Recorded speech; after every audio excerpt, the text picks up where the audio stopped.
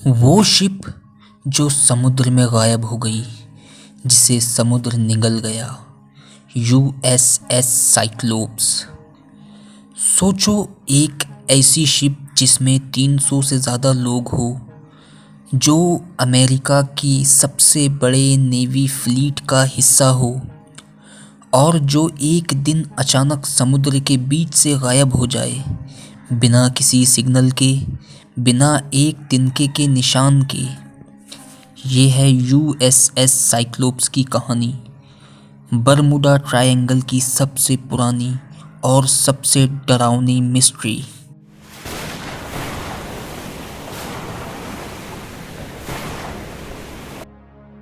नमस्कार और स्वागत है आपका कॉग्निटिया टीवी पर। ये है आपका नॉलेज हब, जहां हम साइंस, हिस्ट्री, मिस्टीरियस, लॉजिक और रियल वर्ल्ड कॉन्सेप्ट को बिल्कुल सीधे और समझने लायक तरीके से एक्सप्लेन करते हैं। अगर आप वो इंसान हैं जो हर रोज़ कुछ नया सीखना चाहते हैं, तो आप बिल्कुल सही जगह पर है। चलिए शुरू करते हैं आज का इंसाइटफुल एपिसोड। यूएसएस साइक्लोप्स एक अमेरिकन नेवी कोलियर शिप थी, मतलब कोल ले जाने वाली सप्लाई शिप। 1910 में बनाई गई ये शिप अपने टाइम की सबसे बड़ी और सबसे मजबूत शिप थी। 1918 में वर्ल्ड वार 1 के दौरान साइक्लोप्स ब्राज़ील गई मैग्नीस उरी लेकर। ये एक हैवी मेटल था जो स्टील बनाने में यूज़ होता है। फरवरी 1918 में शिप ने ब्राज़ील के एक शहर रियो डी जनेरियो से रॉ मेटल लेकर अमेरिका के बाल्टीमोर की तरफ रवाना हुई। रास्ते में एक पोर्ट आता है जिसका नाम बारबाडोस है। वहाँ लास्ट टाइम यूएसएस साइक्लोप्स को देखा गया। 4 मार्च 1918 को शिप ने बारबाडोस से डिपार्चर लिया और फिर कई महीनों तक न कोई मैसेज, न कोई रेडियो सिग्नल। यूएस नेवी को लगता रहा कि साइक्लोप्स वापस आएंगी, पर जब महीने बीत गए और एक भी निशान नहीं मिला, तब अमेरिका के इतिहास की सबसे बड़ी peace time novel loss record हुई। 309 क्रू मेंबर्स, पूरा शिप और उसका कार्गो, सब कुछ गायब हो गया।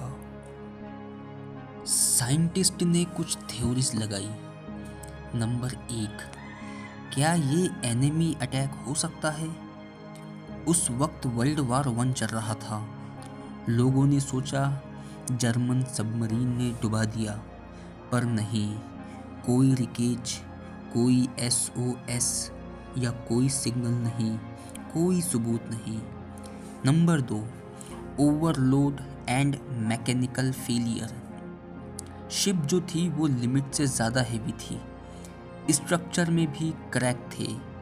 कुछ लोग कहते हैं वो अपने वेट के नीचे ही डूब गई, लेकिन अगर ऐसा हुआ होता तो कम से कम डेब्रीज मिलता। Number 3, captain Worley mystery.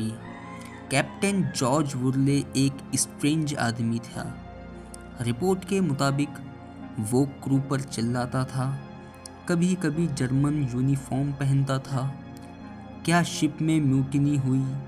क्या अंदर ही अंदर किसी ने सैबोटेज किया? किसी को पता नहीं। Number 4, Bermuda triangle effect. Cyclops का रूट एग्जैक्टली उसी रीजन से गुजरता था जहां बाद में फ्लाइट 19 और 2 शिप और डूब गई। क्या वो सेम मैग्नेटिक वॉर्टेक्स या टाइम डिस्टॉर्शन जोन था? सबसे हैरानी की बात, साइक्लोप्स की 2 सिस्टर शिप्स यूएसएस प्रोटियस और यूएसएस नेरियस 1941 में उसी रीजन से डिसअपीयर हुई थी। बिना एक ट्रेस के तीनों शिप्स, एक ही डिज़ाइन, एक ही रूट और एक ही अंजाम। आज के रिसर्चर कहते हैं कि बरमुडा ट्रायंगल में मैग्नेटिक डिस्टरबेंस, मीथेन गैस और रूड वेव्स जैसे नेचुरल फिनोमेना होते हैं। जो भी साइक्लॉप्स के साथ हुआ शायद ये सब का कॉम्बिनेशन था, लेकिन बिना एविडेंस के ये सिर्फ एक अंदाज़ा ही रहेगा। यूएसएस साइक्लॉप्स आज भी समंदर के नीचे कहीं गुम है, या शायद कहीं और, कोई नहीं जानता।